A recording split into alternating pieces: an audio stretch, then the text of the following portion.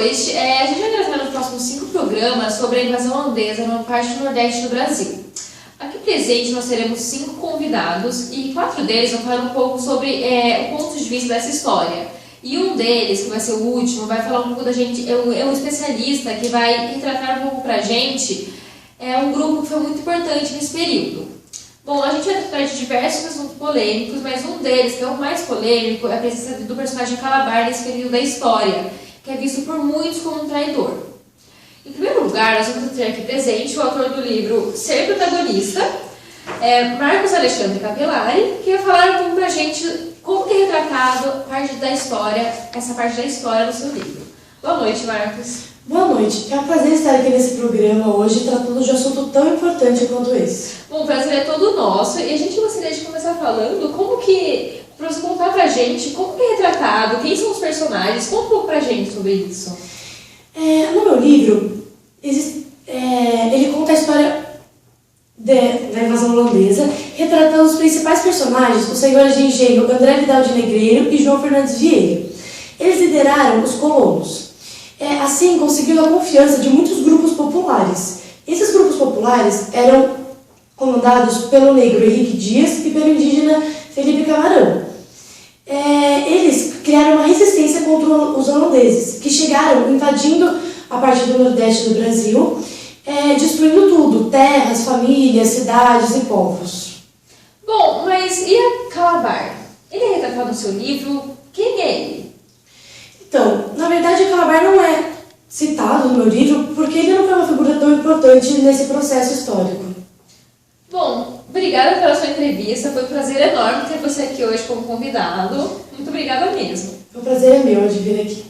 Bom, gente, foi isso a nossa primeira entrevista, mas não se esqueçam que semana que vem nós vamos ter outro convidado, então fiquem ligados.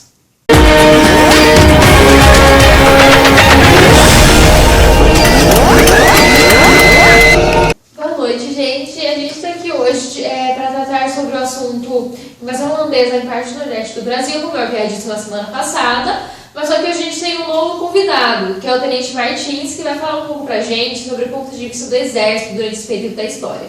Boa noite, Tenente. Boa noite, muito obrigada pela oportunidade de estar aqui hoje. O prazer é todo nosso, mas começa contando pra gente como começou essa história. Bom, o Exército surgiu em 19 de abril de 1648, na Batalha de Guarapes. Mas o que foi a Batalha de Guarapes? Bom, a Batalha de Guarapes foi quando o povo brasileiro se uniu pela pátria contra a invasão holandesa que estava ocorrendo. Bom, mas o povo brasileiro e pátria, a invasão holandesa aconteceu no século XVII. Nesse período, o Brasil ainda não era um país. E, então não haveria pátria, para eles lutarem. E o exército que temos hoje só surgiu no século XX. Mas mudando de ponto, e Calabar? Calabar está presente? Bom, Calabar também não está presente no nosso segundo exército. Nós temos a presença dos senhores de engenho, de Barreto de Menezes, de Fernando Vieira, de Vidal de Negreiro, além do indígena Felipe Camarão, do negro Henrique Dias. E é possível também ver no site do Exército a biografia de Fernandes Vieira, onde mostra o enriquecimento dele através de muito trabalho, uma pessoa muito honesta, um homem muito honesto. Bom, muito obrigada pela oportunidade de entrevistar você hoje. Foi um prazer enorme. Prazer de todo mundo. Obrigada, gente. Boa noite.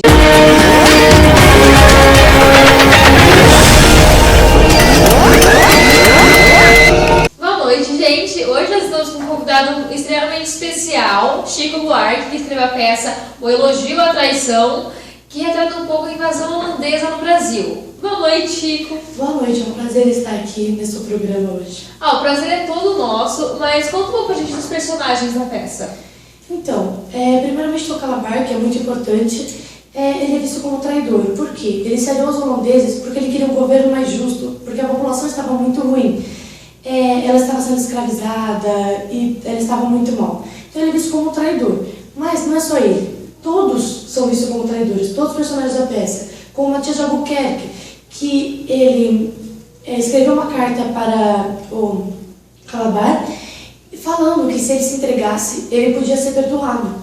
e voltar a sair a Portugal. Só que na verdade não foi isso que aconteceu. Ele se entregou e ele foi preso e torturado até a morte.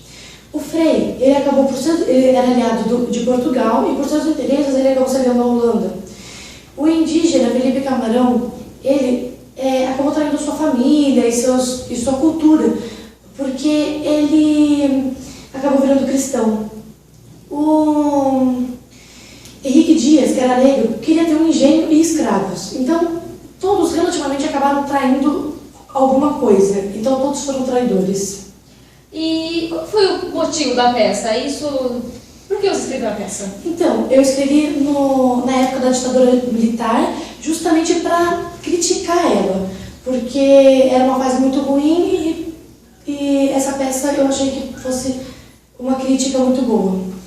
Muito obrigada. E muito interessante que na sua peça todos são considerados traidores, mas na verdade o único que morre é Calabar, né? Isso aconteceu fatalmente, mas...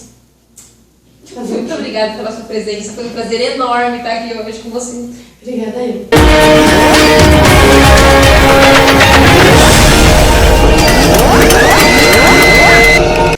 Boa noite, gente. Hoje nós temos como convidado Evaldo Cabral de Mello, que escreveu o livro Olinda Restaurada, que retrata a invasão holandesa no Brasil.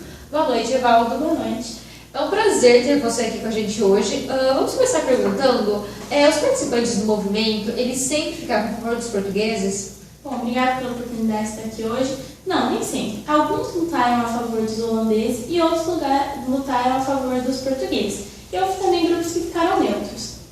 Agora, sobre os indígenas, houve indígenas que foram catequizados e lutaram a favor dos portugueses. E houve também dois grupos que eram dos potiguaras e dos tapuibas, que lutaram a favor do exército da WC.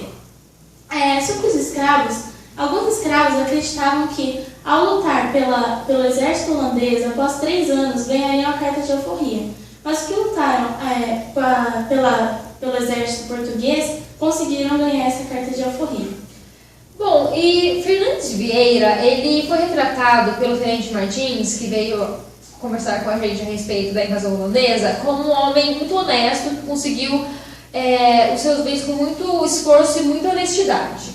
Como ele é retratado no seu livro? Bom, no meu livro ele é retratado como um homem que capturava os escravos para lutar a favor da WC. Como a WC é uma tropa holandesa, para os holandeses ele era visto como um herói. Ah, sim. Bom, em Calabar, muitas vezes ele é retratado, ou ele não é retratado, ou ele é retratado como vilão. Como ele é retratado no seu livro? Bom, assim como todos, Calabar e os outros, são vistos como os neutros. Eles apenas buscam o interesse, assim como todos nós, buscamos o que mais vai nos trazer interesses depois, que vai nos beneficiar. E assim como todos. E como a época da invasão holandesa foi um período de muita incerteza, todos buscavam aquilo que ia beneficiar, aquilo que ia ajudar eles no futuro. Bom, muito obrigada por estar com a gente aqui hoje, foi um prazer enorme. Muito obrigada a você. Obrigada, gente, e uma boa noite.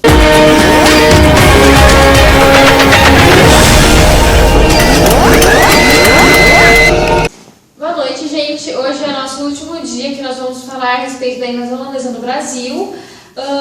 Bom, mas eu vou começar o programa hoje falando que o motivo de nós termos mostrado os 4 pontos de vista sobre esse período foi que memórias que nós temos são muito seletivas. E a partir do momento que nós mostramos mais pontos de vista de um mesmo período, nós fazemos com que ela fique mais seletiva e passamos a ter um olhar mais crítico das coisas. Bom, mas hoje nós temos aqui Luciana Martins como convidada e ela é uma especialista no assunto da invasão holandesa. E ela vai falar um pouco pra gente sobre o grupo WC, que é sempre citado, mas nunca muito específico, sabe? Não muito retratado. Bom, boa noite, Luciana. Boa noite, é um prazer estar aqui nesse programa hoje. Bom, começa pra gente falando a respeito desse grupo. Tá, então, na verdade foram os empreendedores neerlandeses que fundaram a Companhia Holandesa das Índias Ocidentais, que é a WC. Que mais tarde vai iniciar a Guerra do Açúcar. A WC, primeiramente, manda 26 navios para conquistarem a cidade de São Salvador, na capitania da Bahia.